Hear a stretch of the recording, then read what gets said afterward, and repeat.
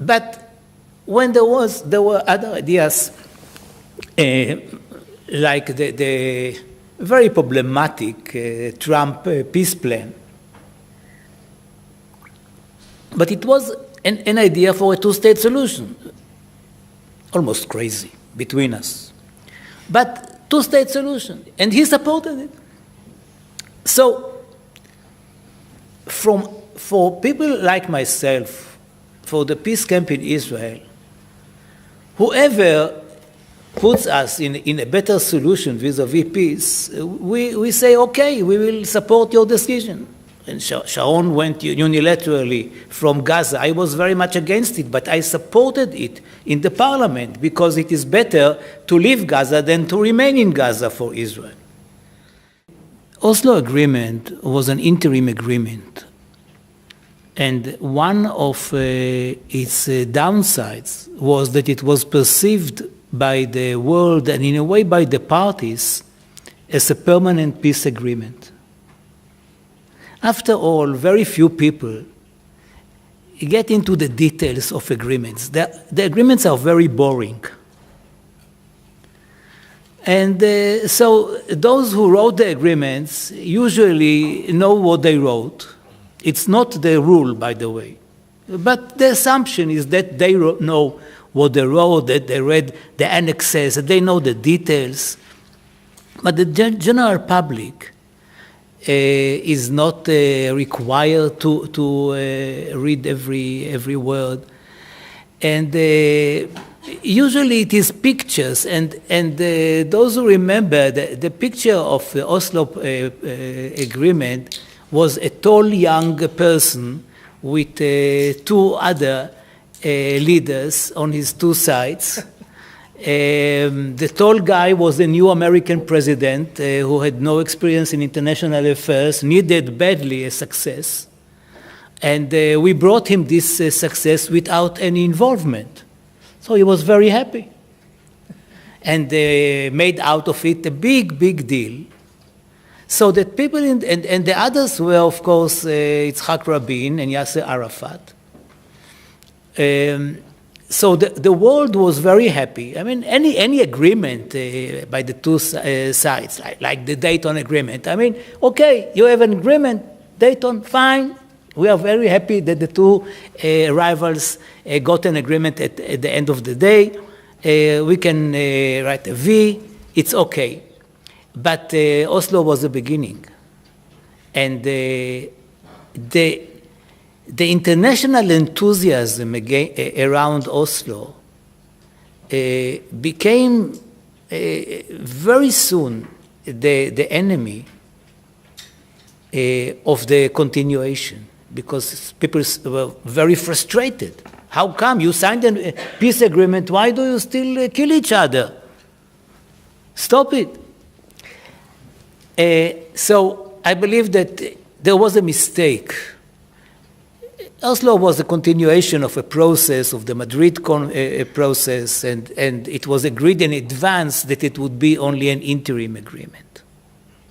But I think that our biggest mistake was not to insist upon having a permanent agreement immediately,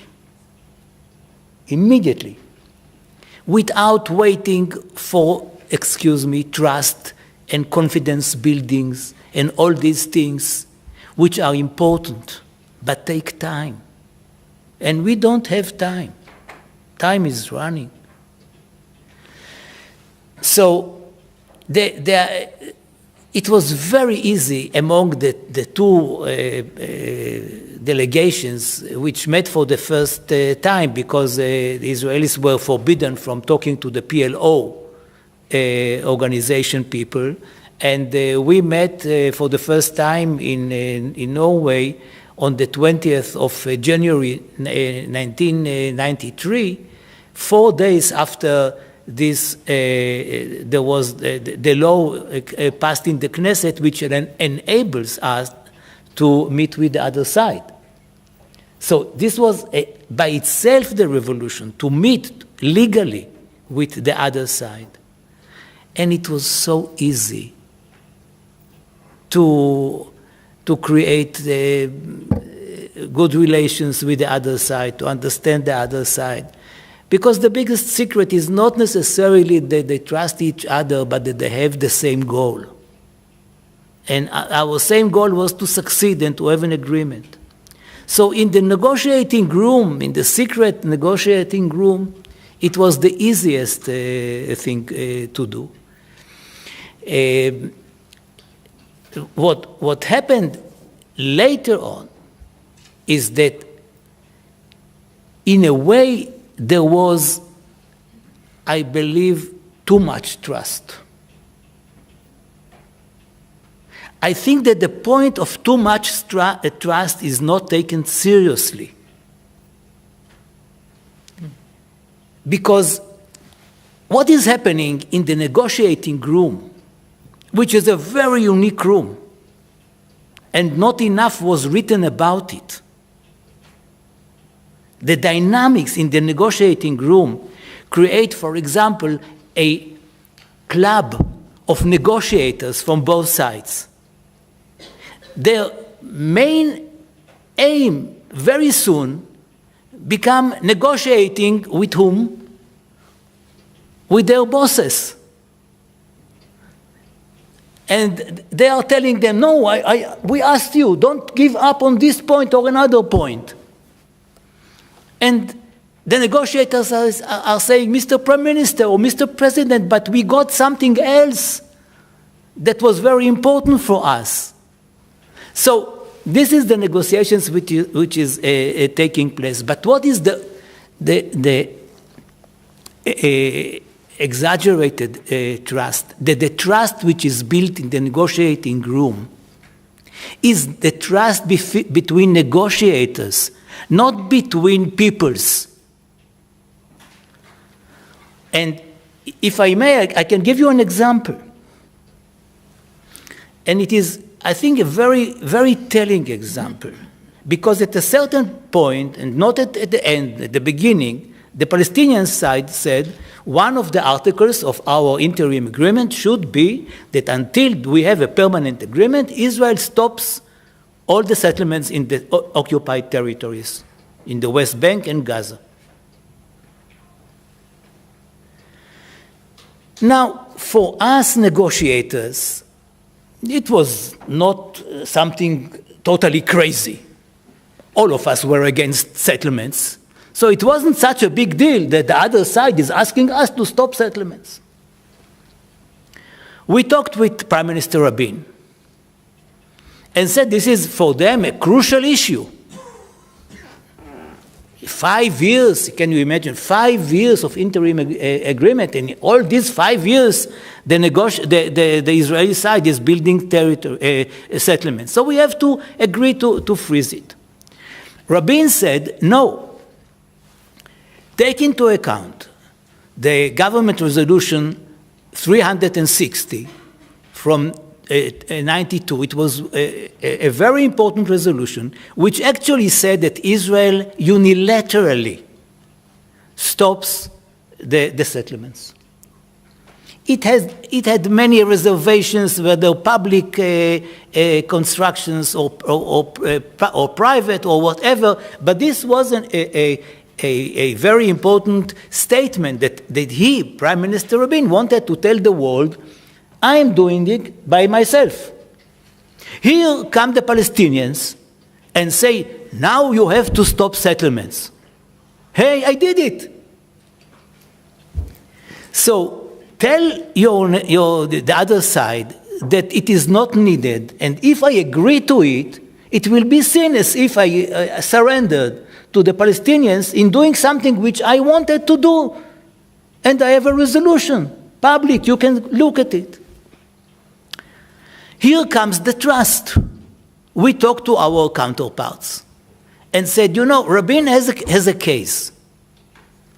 Although we agree with you that we should stop it, we should officially stop it, but for him, you can trust it. He is a man of his word, and nobody is going to deceive you, and there will be no settlements, actually. They consulted, they did not like the idea. Eventually, they came to us and said, we agree to it.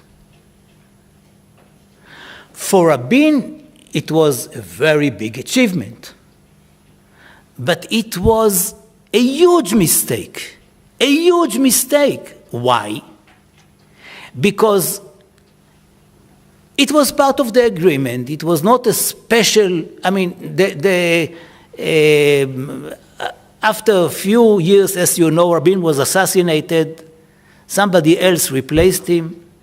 Immediately it was Peres, but after a few months it was Bibi Netanyahu. And Netanyahu said, I mean, the peace camp in Israel said, you should stop the settlements. And he said, show me, where is it written? Do you have some proof? And we said, no, it was trust. You know this name, this word, trust. There was a mutual trust, and we said that we will not build settlements. He said, with all due respect, if it is not part of the agreement, I don't have to fulfill it. And I think that for any negotiator, it is very, very important. Don't be misled by the trust which is created in the room of the negotiators, because they are there temporarily. They can be replaced politically, they may retire, they may die, and some of them even may be assassinated, God forbid. So if you want to have a solid agreement, don't think about the trust in the other side of the table. It is not enough. We did not want to deceive the Palestinians. They did not want to deceive us around the table. But behind us, there were people. And if you don't decide very clearly what are the points of the agreement, you may pay a huge price. And we actually paid the price, of course, the Palestinians too, because we did not want to continue the settlements. And since there was another government which legitimately wanted to have more settlements and to breach the international law or whatever, we did not have a tool to tell them, you have to do that. So I'm referring to trust because it seems obvious that you have to build trust and you have to have reconciliation. I mean, yes, it is important. It is important that you sit around the table and you know that the other side is not telling you lies about the agreement, or even about his or her intentions. But don't replace this trust. Don't misunderstand that this trust goes beyond your immediate negotiators.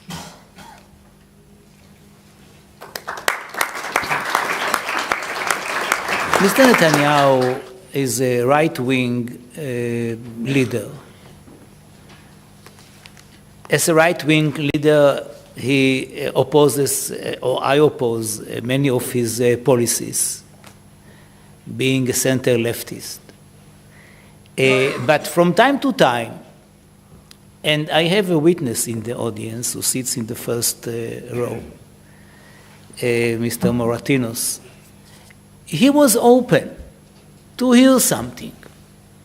For example, the decision that there will be an EU special envoy to the peace process in '96 was taken by Netanyahu. He agreed to it, and here is the envoy,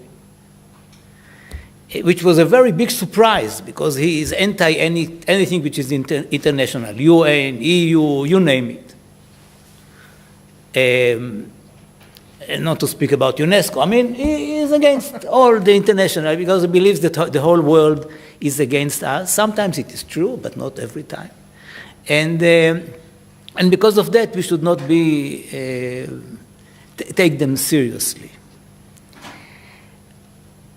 But when there were other ideas, like the very problematic Trump peace plan. But it was an idea for a two-state solution, almost crazy between us. But two-state solution, and he supported it. So, for people like myself, for the peace camp in Israel, whoever puts us in a better solution vis-a-vis peace, we say, okay, we will support your decision. And Sharon went unilaterally from Gaza. I was very much against it, but I supported it in the parliament because it is better to leave Gaza than to remain in Gaza for Israel. Now, what happened to him is that once he was indicted for bribery, and the danger of prison became a real danger for him, he was ready to invite to his government whoever gives him the majority. That is the story. Because he vouched, on TV, and it is always shown in us on TV, he said, Ben Gvir would never be on my government. Never, ever. And he put him there.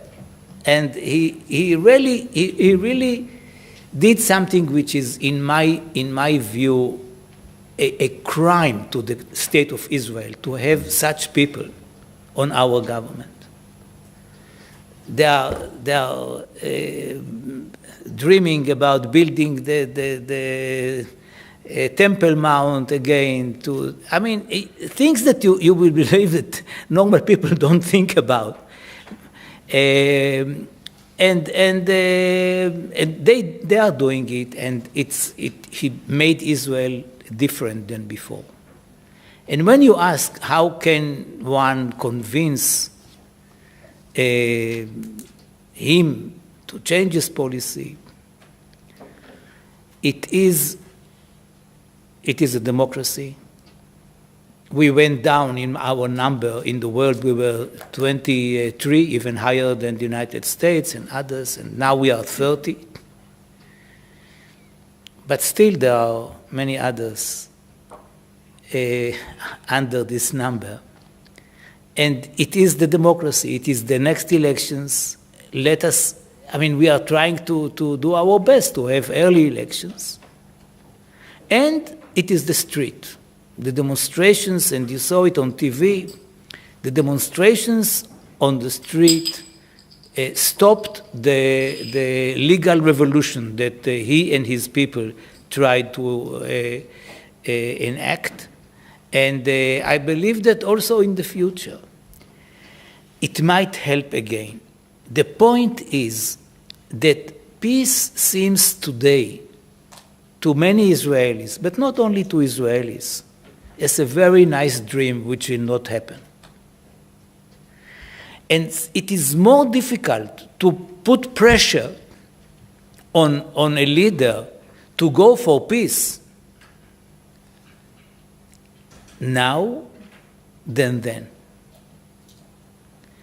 Had there been and it might happen, had there been a serious plan on the table supported by many countries in the world, it would have been easier for the opposition in Israel to say, you see, you have an alternative, go for it. Regretfully, what the situation today is that it seems as if there is no alternative, and the alternatives which are available don't seem serious enough or feasible enough for most of the Israelis. My only hope that it will be a very temporary situation.